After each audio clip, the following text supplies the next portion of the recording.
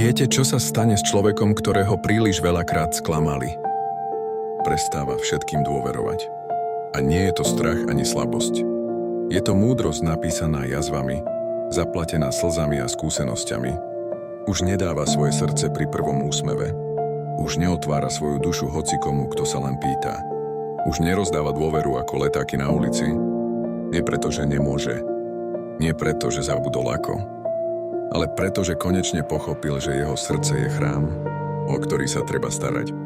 Nie hlavná stanica, kam môže ktokoľvek vstúpiť a vystúpiť, kedy sa mu zachce. Jeho láska je ako diamant, nie ako drobné za kávu. Jeho dôvera je poklad, nie ako zrnko prachu. A jeho úsmev stále tam je, ale teraz je len pre tých, ktorí si ho naozaj zaslúžia. Áno, je to človek s minulosťou, ale nie je zlomený. Je to človek, ktorý sa konečne naučil rešpektovať svoju vlastnú hodnotu.